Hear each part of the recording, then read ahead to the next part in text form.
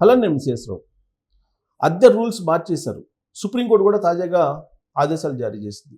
కొత్త ఆదేశాలు ఏంటంటే ఎన్ని సంవత్సరాల పాటు మీరు రెంట్కు ఉన్నప్పుడు కూడా అది మీ సొంతం కాదు అని చెప్పి సుప్రీంకోర్టు చెప్పేసింది. గతంలో 11 years పైగా కంటిన్యూగా కనుక ఉంటే అది రైట్ కింద కొంతమంది భావించేవాళ్ళు, కోర్టులో వేసేవాళ్ళు. కానీ సుప్రీంకోర్టు ఓవరాల్గా ఇలాంటి కేసులను టేకప్ చేయొద్దని చెప్తూ ఎన్ని సంవత్సరాల పాటు అద్దె ఇంట్లో ఉన్నప్పటికీ అది సొంతం కాదు అనేది చాలా క్లియర్గా చెప్పింది సుప్రీంకోర్టు. ఇదొక మార్పు. అలాగే అద్దె ఇల్లు ఇచ్చేటప్పుడు కానీ లేదా అద్దె ఇల్లు తీసుకునేటప్పుడు కానీ అటు ఓనర్కి ఇటు అద్దెదారుడికి ఇద్దరికి మధ్య ఖచ్చితంగా అగ్రిమెంట్ అనేది ఉండాలి. ఈ అగ్రిమెంట్ ఉంటేనే రాబోయేటువంటి రోజుల్లో మీరు అద్దెకి ఇవ్వండి అని చెప్పి చెప్తూ ఉన్నారు. సో ఇది ఇంప్లిమెంట్ చేయాలి. ఇంప్లిమెంట్ చేయకపోతే కనుక డెఫినెట్గా ఆయా రాష్ట్ర ప్రభుత్వాలని బాధ్యులుగా చేయడానికి కోర్టులు కూడా సిద్ధమవుతున్నాయి. ఎందుకంటే ఈ అద్దె ఇళ్లలో ఉండేటువంటి వాళ్ళ సంఖ్య ఎక్కువగా ఉంటుంది. వీళ్ళు ఇచ్చేటువంటి డబ్బుతోటి ఓనర్లు డబ్బుని బ్లాక్ చేస్తున్నారు, చేసేస్తున్నారు.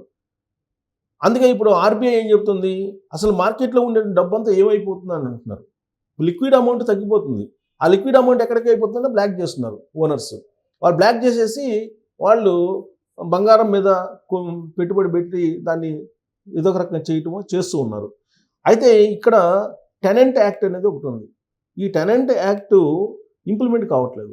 అందుకే ఇప్పుడు అమెరికా న్యూయార్క్లో ఉండేటువంటి మొన్న గెలిచారు న్యూయార్క్ మేయర్గా గెలిచినటువంటి జహ్రాన్ పెట్టినటువంటి స్లోగన్ ఏంటంటే రెంటల్ యాక్ట్ ఇంప్లిమెంట్ చేస్తాను, 100% ఇంప్లిమెంట్ చేస్తానని చెప్పి హామీ ఇచ్చాడు. అందుకే న్యూయార్క్లో మేయర్గా ఆయన గెలిచాడు. ఆయన డెమోక్రటిక్ సోషలిస్ట్. గెలిచాడంటే ఎందుకు గెలిచాడంటే ప్రధానంగా పేదల కోసం ఆయన ఒక నినాదం తీసుకున్నాడు. రెంట్లకు సంబంధించి పెంచకుండా, అలాగే రెంట్లని నియంత్రించడానికి యాక్ట్ని ప్రధాన అంశంగా తీసుకొని ఆయన గెలిచాడు. సో రాబోయే రోజుల్లో కూడా మన కార్పొరేషన్లో కానీ మున్సిపాలిటీలో కానీ జరిగేటువంటి ఎన్నికల్లో ఖచ్చితంగా ఈ రెంటల్ యాక్ట్ని ఒక ప్రధానమైనటువంటి అంశంగా తీసుకొని ఎన్నికల ప్రచారం జరగబోతుంది. ఎందుకు అని అంటే రాజకీయ పార్టీలకు ఓట్లు ఇంపార్టెంట్. హైదరాబాద్ సిటీ తీసుకోండి, లేదంటే వైజాగ్ తీసుకోండి, లేదంటే విజయవాడ సిటీ తీసుకోండి, లేదంటే తిరుపతి తీసుకోండి, ఎక్కడైనా తీసుకోండి, మీరు వరంగల్ తీసుకోండి, కరీంనగర్ తీసుకోండి. అసలైనటువంటి యజమానుల కంటే కూడా అద్దెకు ఉండేటువంటి వాళ్ళ సంఖ్య ఎక్కువగా ఉంటుంది. ఇప్పుడు హైదరాబాద్ తీసుకుంటే హైదరాబాద్లో దాదాపుగా 1,30,00,000 నుంచి 1,40,00,000 మంది జనాభా ఉన్నారు. ఇక్కడ సొంత ఇంటి ఉండేటువంటి వాళ్ళు ఒక 50,00,000 మంది కూడా మించి ఉంటారు. మరి మిగతా వాళ్ళ పరిస్థితి ఏంటంటే అద్దెళ్లలో ఉంటున్నారు. అంటే అద్దె ఇంటి ఓనర్స్ కంటే కూడా రెంట్కు ఉండేటువంటి వాళ్ళే ఎక్కువగా ఉన్నారు. పైగా ఈ రెంట్కు ఉండేటువంటి వాళ్ళు ఏంటంటే మధ్యతరగతి, బిలో మధ్యతరగతి వాళ్ళు ఎక్కువగా ఉన్నారు. వీళ్ళు ఎక్కడ ఏ ప్రాంతంలో ఉంటే ఆ ప్రాంతంలో ఓటర్స్గా మారుతున్నారు, ఓటు నమోదు చేసుకుంటున్నారు. ఆ కారణంగా ఓనర్స్ ఏమో వాళ్ళ ఓటర్స్ తక్కువ ఉన్నారు. ఎందుకంటే ఒక ఇంటి ఓనర్ ఉన్నాడంటే అతను ఓటింగ్ కూడా వెళ్ళడు. ఎందుకంటే ఆదాయం ఎక్కువ ఉంది కాబట్టి ఆదాయం ఎక్కువ ఉన్నటువంటి వాళ్ళు ఉన్నత వర్గాలు ఓటింగ్కి వెళ్ళట్లేదు. ఇది మనం చూస్తూ ఉన్నాం. సో కాబట్టి ఒక ఇంట్లో ఓనర్స్ ఉంటే ఆ ఓనర్స్ పిల్లలు ఎక్కడ అమెరికాలోనూ, ఆస్ట్రేలియాలోనూ, కెనడాలోనూ ఉంటారు. కానీ అద్దెకునేటువంటి వాళ్ళు ఎక్కువ ఉన్నారు. కాబట్టి ఈ ఈక్వేషన్లో అద్దెకునేటువంటి వాళ్ళు ఓటర్స్ ఎక్కువ ఉంటారు కాబట్టి అద్దె ఓటర్స్ ఖచ్చితంగా వాళ్ళకి అనుకూలమైనటువంటి నిర్ణయం రాజకీయ పార్టీలు రాబోయే రోజుల్లో తీసుకునే అవకాశం ఉంది. ఇది ఒక అంశం. ఇక రెండో అంశం ఏంటంటే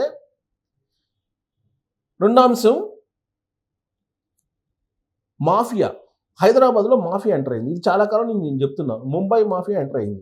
ఈ మాఫియా ఏం చేస్తుందంటే ఒక ప్రాంతంలో ఉండేటువంటి అద్దెలని వీళ్ళే హోల్సేల్గా బ్లాక్ చేసేస్తున్నారు, అడ్వాన్స్లు ఇచ్చేసి. సపోజ్ ఒక డబుల్ బెడ్రూమ్ ఇల్లు ఉంది, దానికి 15,000 రెంట్ అనుకుందాం.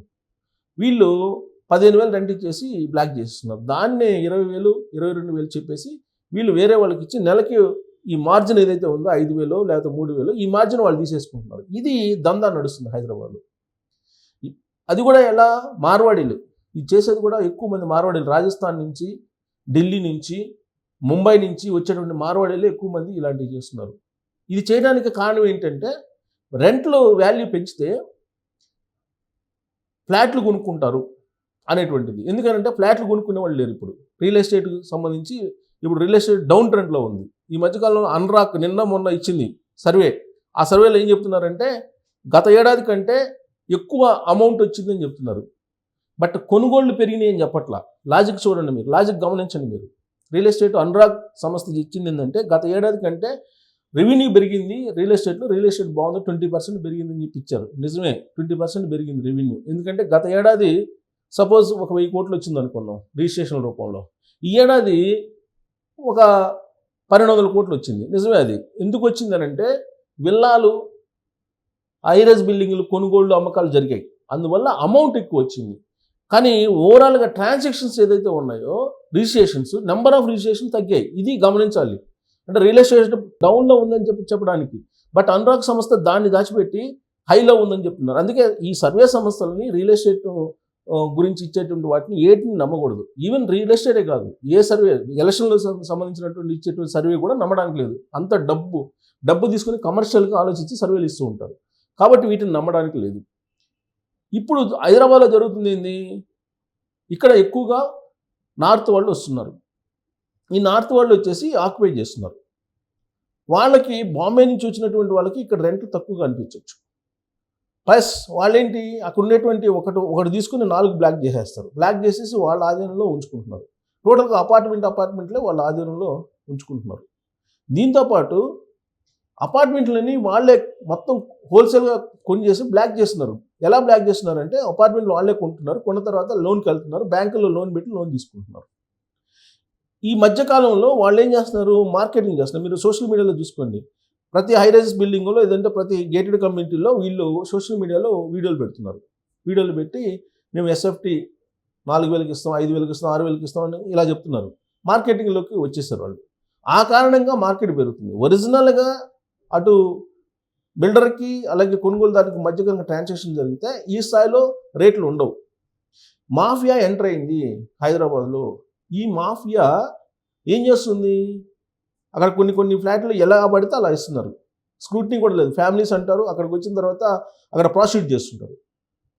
అది మేల్ ఎస్కార్ట్స్, ఫిమేల్ ఎస్కార్ట్స్ అని చెప్పేసి మీకు సోషల్ మీడియాలో వస్తుంటుంది. మేల్ ఎస్కార్ట్స్, ఫిమేల్ ఎస్కార్ట్స్ అని చెప్పి ఇట్లా రకరకాల డ్రగ్స్ అమ్మేవాళ్ళు, గంజాయి అమ్మేవాళ్ళు, తర్వాత బెట్టింగ్ యాప్స్ ప్రమోట్ చేసేటువంటి వాళ్ళు, ఇలా రకరకాలు ఒకటి కాదు.